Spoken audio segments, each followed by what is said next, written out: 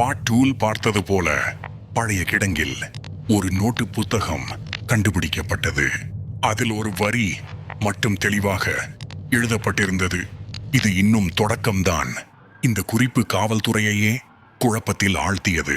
யாரோ முன்கூட்டியே திட்டமிட்டு இந்த மர்மத்தை உருவாக்கி கொண்டிருக்கிறார் என்பது தெளிவாயிற்று.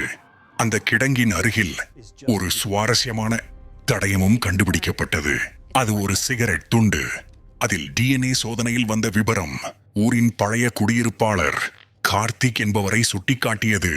கார்த்திக் இந்த வருடங்களுக்கு முன்பு இந்த ஊரை விட்டு மறைந்தவர்.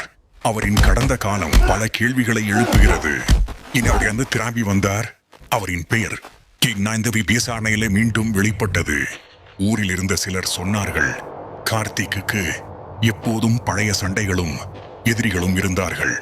ஆனால் அவர் ஒருபோதும் கொடூரமானவர் போல தோன்றவில்லை என்று. ஆனால் காவல்துறைக்கு கைவசம் உள்ள சான்றுகள், நோட்டு புத்தகம், காலடி சுவடு, சிகரெட், DNA இவை அனைத்தும் ஒரே நபரையே நோக்கின. இப்போது கேள்வி, கார்த்திக் தான் இந்த காணாமல் போன சம்பவங்களுக்கு காரணமா, அல்லது யாரோ மற்றவர் அவரின் பெயரை திட்டமிட்டு பயன்படுத்துகிறார்களா? பார்ட் 4 கார்த்திக்கின் மறைந்த வாழ்க்கை மற்றும் அவரின் ரகசியங்களை பார்ப்போம்.